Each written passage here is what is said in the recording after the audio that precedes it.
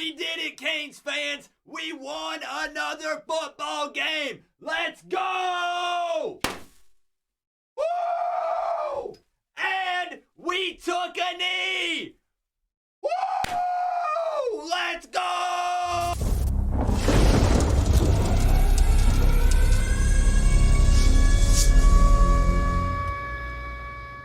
What's going on, Canes fans? That's right, we're back to doing the post-game instant reaction video like this because I'm not fuming after a loss. Anytime we lose a game, I have to be pacing back and forth when I speak about it. So this is really nice. Now, what's not nice is my studio. It's an absolute mess at the moment. I think I got a little too excited with the confetti cannons. Here's a picture of what my room actually looks like right now. And I had just been itching to use those things because I bought them after going 4-0. And I was like, I'm going to need these props. I'm going to need the confetti cannons. And outside of the Clemson game, which I was in Miami for, so I didn't have the confetti cannons with me, I haven't really been able to use them. So maybe I got just a tad overexcited. What I want to know is who's going to come help me clean up this mess. But let's get down to business. Miami beats Boston College 45-20, and we're going to talk about some of the positives and negatives from this game, and then we're going to take a look at the stats to wrap it up. And I want to start by talking about one of the number one questions that's going to be plastered all over social media. And that's, where has this offense and or play calling been in the second half of the season? I personally think it's pretty simple and believe the difference was more confidence in Tyler Van Dyke. You could tell that he was more confident mentally in this game, and he looks like he had healed up a bit. Factor that in with the Boston College defense that's just not very good, and I think that's why it looked a lot different today. Now, as far as the tight ends getting more looks, I have no idea. Your guess is as good as mine. And I know that we had some drops when we did throw to the tight ends, but there's still really no excuse for not targeting those guys more often this season and at least giving it a chance to kind of help this offense out. And none of that is meant to downplay this win. We absolutely needed this. I'm thinking about the future of this program, and we need to close out this season with some positivity and momentum, and this is a decent start, pending, of course, a bowl game victory. And look, no Canes fan is out there trying to pretend like we just beat a top 5 team or anything like that, but it is nice to win again. It just is. And as much as this could also be viewed as something that hurt the team, I was very happy to see that Mario Cristobal did make both Jacoby George and Brashard Smith sit out the first quarter in this game. If you remember, they had some very selfish and unacceptable penalties late in the Louisville game, and that hurt the team a lot. So he did, in fact, confirm that he made them sit out the first quarter, and I think that was the right move. It was also wild to see the big man Moten come away with an interception. Everybody gets excited when a guy on the D-line gets a pick. TVD also had another decent game. I understand that there were many opportunities that were left out there on the field, but he threw 2 touchdowns and no picks. Of course, we'll dive much deeper into the quarterback situation in the coming weeks because the big discussion topic is going to be, does Tyler Van Dyke stay? We built up a big lead, and Ja'Cory Brown still didn't receive any snaps. I think that this goes pretty deep, and I think that if we read between the lines, there's some obvious things that I think goes down in that quarterback room. But again, we'll save that for future videos. I'm also very happy overall with the way the defense responded after that first drive. Boston College came out and marched right down the field and went up 7-0, but then we adjusted well from that point on. Now, their quarterback did rush for 130 yards, which I get it. That sounds wild, and that's because it is, but that's also just what that guy does. There's no excuse for it, but he's been racking up yards all season. Their running back, on the other hand, we held him to just 8 yards. And we were definitely able to frustrate their quarterback in the passing game. So it basically at that point became a one-man show. And it's very tough to win a football game like that. I do wish that Restrepo could have hit 1,000 yards in the regular season in this game, because after you factor in the stats from this Boston College matchup, he ended at 993, literally 7 yards away from a 1,000 receiving yard season. As far as I know, I believe that the bowl game is still factored in and counts, so he will probably get it. But it would have been nice to see him hit that in the regular season. It was a very disciplined game for the Canes, and we won the time of possession battle, which really helped out the defense. We also went for it several times on 4th down, and believe it or not, we converted all of them. I was surprised to see Mario Cristobal do this, and I'm shocked that he had the balls to do it. Fletcher ran hard, as he always does. I mean, do you expect anything less out of that guy? And Parrish was able to provide that spark with kicking some runs to the outside and picking up some chunk yardage. And to be completely honest, at this point in the video is when I go over the bad and negative takeaways from the game.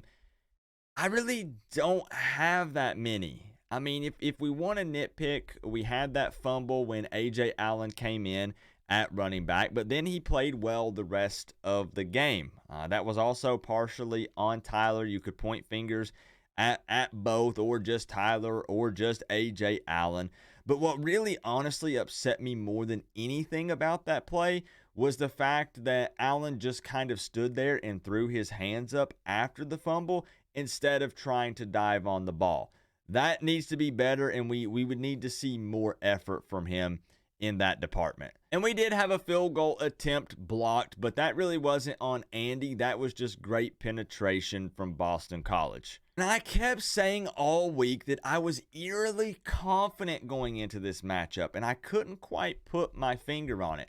Now, I did not predict this high scoring of a game for Miami.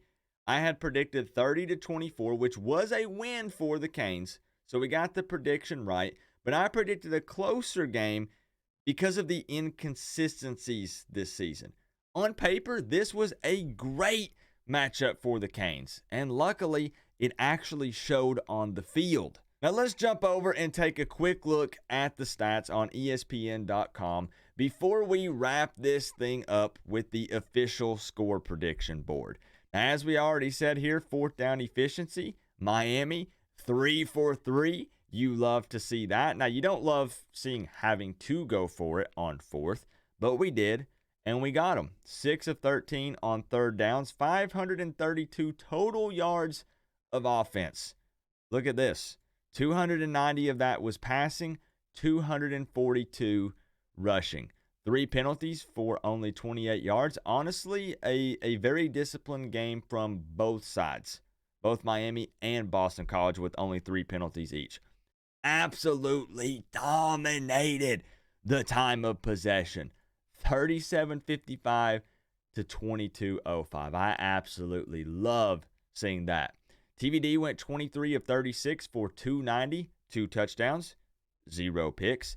Henry Parrish in triple digits, 11 carries for 111 yards. That's right at a 10-yard average per carry with 2 touchdowns. A.J. Allen, I told you guys, he made them count. 9 carries for 68 yards. And then Fletcher, 12 for 44. He had a touchdown.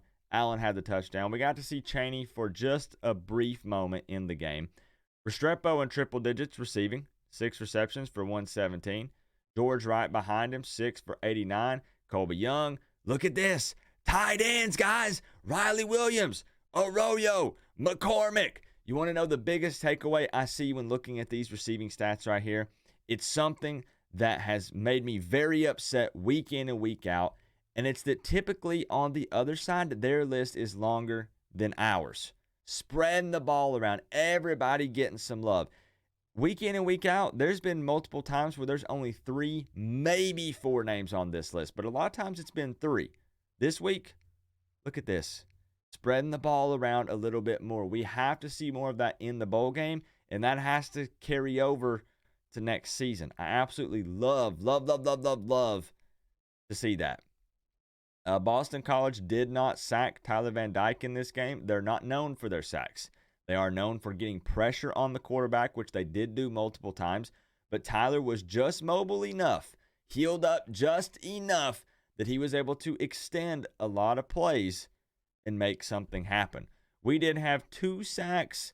Nothing too crazy out of this world, but I will say that Kiko Mawanoa flying all over the field, making big-time plays, absolutely just balling out, man.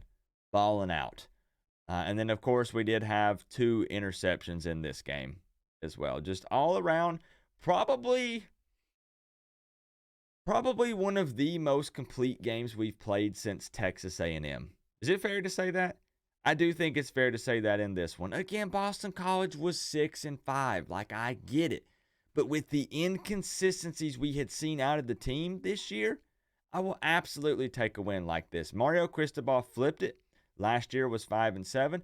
This year, 7-5. There were opportunities there where it should have been 8 or 9, or even possibly 10. But it's too late to change things. We can't change the past. We're sitting here at 7-5.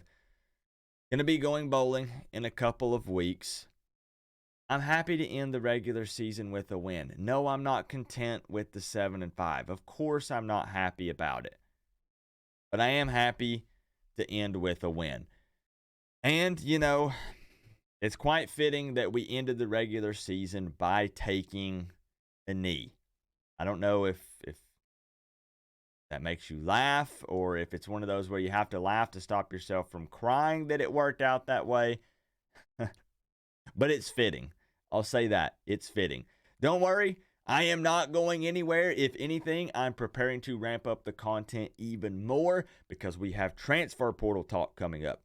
We have bowl game talk coming up. We have quarterback talk coming up. We have any type of coaching changes, going down. We'll talk about that. We'll grade the season. We'll talk about each position group, the coaching staff. Like, there is more than enough to talk about. So if anything, you're not getting away from Coop. You might see me even more. But there won't be a preview video coming up until the bowl game. So the way we're going to wrap this thing up is I'm going to do my little outro, but then we're going to play a clip of me writing down the final regular season game on the 2023 Miami Hurricanes official score prediction board. That's right. I kept receipts this season. What I want you to do is pause it at the end, and we'll take a look, and we'll see how close and not close I was with some of these games. I officially went 9-3 with the regular season predictions this year, and I predicted 7-5 as the final record for the year back in August, and we got it.